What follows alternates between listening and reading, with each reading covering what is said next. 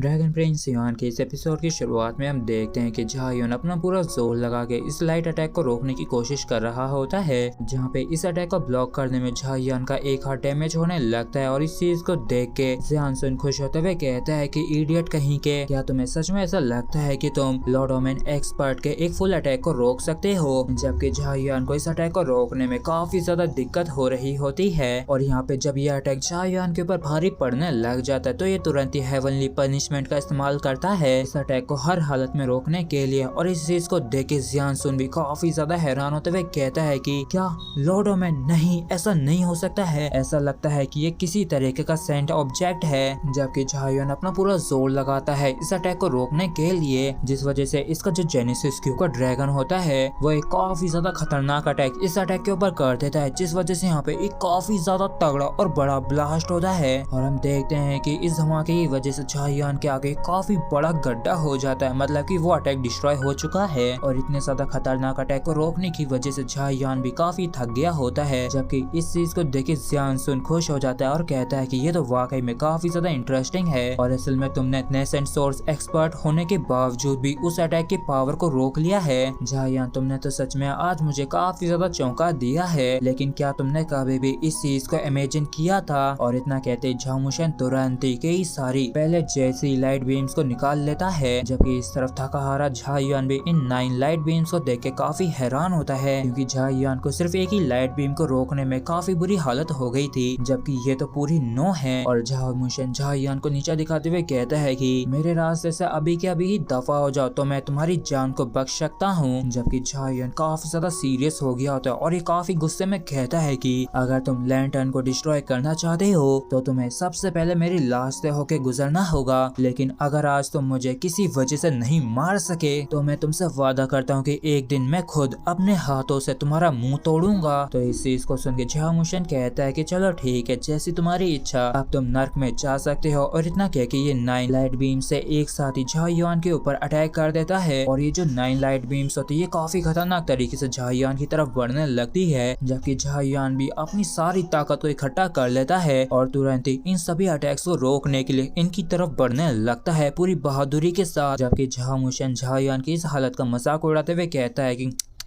बेचारा। लेकिन तभी यहाँ पे हवा में गुलाब की पंखुड़ियां सी बिखर जाती हैं और हम झायुन के पीछे से किसी और के हाथ को आते हुए देखते हैं। और इस हाथ को देख के झायुन और जियानसुन ये दोनों ही काफी ज्यादा हैरान होते हैं। और हम देखते हैं कि ये जिसका भी हाथ होता है वो बड़े ही आराम से इन 9 लाइट बीम्स को रोकने लगता है और इसे अपनी मुट्ठी में लेके बड़े ही आराम से डिस्ट्रॉय कर देता है। और इस चीज को होता हुआ देख के झायुन तुरंत ही इस फिगर की तरफ देखता है और ये जो लड़की होती है ये वही होती है जिसका इंतजार झायुन को साथ साथ हमको भी काफी समय से था। और भाई लोग वाकई में हमें काफी लंबे समय बाद याया देखने को मिलती है और वो भी एक्शन में, इसलिए मिठाइयाँ बंटवा दो, आखिर तुमने किसको पैथेटिक कहा था। और जैसे झायुन याया को देखता है तो ये देखता ही रह जाता है। और वाकई में याया यहाँ पे काफी ज्यादा सुंदर लग रही होती है और इसे देखे झायुन मन में कहता है कि याया, आखिरकार मेरे इंतजार का फल मुझे मिल ही गया। और याया को अपने सामने देख के जियानसुन थोड़ा सा परेशान सा हो जाता है और ये कहता है कि सुप्रीम, लेकिन ये आगे कुछ भी कह पाता उससे पहले याया अपने एक हाथ का इशारा करती है, जिस वजह से जियानसुन और भी ज्यादा परेशान हो जाता है। और ये कुछ भी समझ पाता उससे पहले ही इसकी बॉडी डिस्ट्रॉय होने लगती है और एक काफी दर्दनाक चीख के साथ ये जो क्लोन होता है ये यहाँ से डिस्ट्रॉय हो जाता है। और क्लोन के खत्म हो जाने की वजह से जो जियानसुन होता है ये काफी बुरी तरीके से इंजर्ड हो जाता है और ये कहता है कि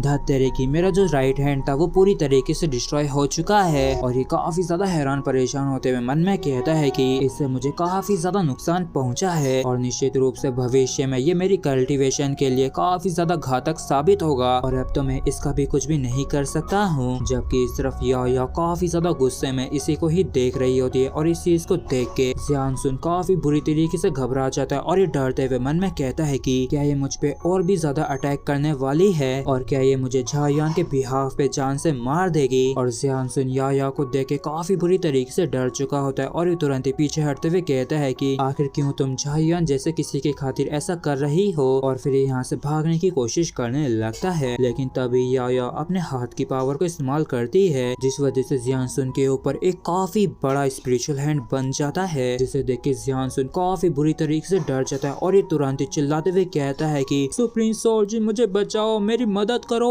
और इस स्पिरिचुअल हैंड से जियानसुन को बचाने के लिए जियानसुन के चारों तरफ एक काफी बड़ा डार्क लोटस सब बन जाता है। लेकिन जैसे ये स्पिरिचुअल हैंड इसके ऊपर अटैक करता है तो यहाँ पे काफी ज्यादा तगड़ा ब्लास्ट होता है, जिससे कि ये जो डार्क लोटस होता है ये पूरी तरीके से डिस्ट्रॉय हो जाता है। लेकिन इतने ज्यादा खतरनाक अटैक के बीच में जियानसुन मरा नहीं होता है, बस थोड़ा बहुत इंजर्ड ही हुआ होता है। तो सुप्रीम सोल्जर वांसु कहते हैं कि तुम्हारे इस रहम के लिए तुम्हारा बहुत बहुत शुक्रिया। तो याया इससे कहती है कि मैंने इस पे कोई भी रहम नहीं दिखाया है क्योंकि तुम इसे प्रोटेक्ट करना चाहते थे, बल्कि मैंने इस पे इसलिए रहम दिखाया है क्योंकि कोई और है जो कि बाद में इससे अपना हिसाब करेगा। और इतना क्योंकि याया और भी ज्यादा खतरनाक तरीके से गुस्से से कहती है कि और तो और मैंने ये भी सुना है कि तुम नहीं चाहते थे कि मैं होश में आऊं। और याया की इस बात को सुनते ही सुप्रीम सोल्जर वांसु के भी पसीने छूट जाते हैं। लेकिन तभी सुप्रीम सोल्जर कांग युआन बीच में आते हुए कहते हैं कि याओ आज का ये मसला यहीं पे खत्म होता है, अब तुम्हें और ज्यादा चिंता करने की कोई भी जरूरत नहीं है और न ही इतना ज्यादा गुस्सा होने की। और इस चीज को सुनते याओ का जो गुस्सा होता है वो खत्म हो जाता है। और सुप्रीम सोल्जर वांसु कहते हैं कि कांग युआन मैं उम्मीद करता हूँ कि तुमने जिस रास्ते को चुना उसमें तुम सफल हो, नहीं तो तुम सभी हेवंस के सिन्नर बन जाओगे। और इतना कह के सुप्रीम सोल्जर वांसु यहाँ से चले जाते हैं। और सुप्रीम सोल्जर वांसु के यहाँ से जाने के बाद बाकी के जो घुसपैठिए होते हैं वो भी बारी बारी से यहाँ से चले जाते हैं। और जब यहाँ से सभी लोग चले जाते हैं तो झायान बस याया की तरफ देखने लगता है, जो कि अब भी उसी ताबूत के ऊपर खड़ी होती है। और झायान बिना एक शब्द कहे इसे ही देखे जा रहा होता है। इस चीज को देख के याया कहती है कि डमी ऐसे तुम आखिर क्या देखे जा रहे हो। और इस बात को सुनते ही झायान काफी इमोशनल सा हो जाता है और ये तुरंत ही याया के गले लगते हुए कहता है कि मैं तो बस अपनी वाइफ की तरफ ही देख रहा हूँ। और जैसे झायान ने याया को गले लगाया होता है तो याया ब्लश मारते हुए कहती है कि तुम तो काफी ज्यादा बोल्ड हो गए हो, लगता है कि तुम्हारे अंदर से मेरा डर खत्म हो गया है। और तभी याया महसूस करती है कि झायान काफी बुरी तरीके से कांप रहा है और इस चीज से ये समझ जाती है कि झायान काफी ज्यादा डर गया था। और झायान काफी इमोशनल होते हुए कहता है कि मैं काफी ज्यादा डर गया था कि कहीं मैं तुम्हें दोबारा से खो ना दूं। तो इस चीज को सुन के याया भी इसे गले लगा लेती है और ये मनी मन कहती है कि तुम सच में काफी बड़े वाले इडियट हो। और इन दोनों को साथ में दूर से कांग युआन और जुआनसु देख रहे होते हैं। और इस नजारे को देख के जुआनसु हंसते हुए कहता है कि ये तो असल में थर्ड सीक्वेंस की गॉडेस को अपनी वाइफ बनाना चाहता है। ये चीज तो वाकई में सुनने में भी काफी ज्यादा एक्साइटिंग लगती है। तो चीजिंग इससे कहते हैं कि क्या तुम्हें इससे जलन हो रही है। और फिर मास्टर से कहते हैं कि मास्टर ऐसा दिखता है कि इसके अंदर अब भी ह्यूमैनिटी की काफी स्ट्रॉन्ग सेंस है। तो मास्टर कांग युआन कहते हैं लेकिन इसकी जो पावर्स हैं वो लगातार रिस्टोर भी होती जा रही है, जिसका मतलब ये भी है कि इसकी डिवाइनिटी की इमर्ज होने की शुरुआत हो गई है। और चलो अभी के लिए इन सारी चीजों को छोड़ते हैं और बाद में कभी इस मसले के ऊपर बात करेंगे। जबकि इस तरफ झायान और याया एकांत में एक साथ बैठे होते हैं, जहाँ पे याया कहती है कि चलो मुझे तुम अपने इतने सालों के एक्सपीरियंस के बारे में बताओ। तो इस चीज को सुन के झायान पहले तो एक वाइन की बोतल को बाहर निकालते हुए कहता है कि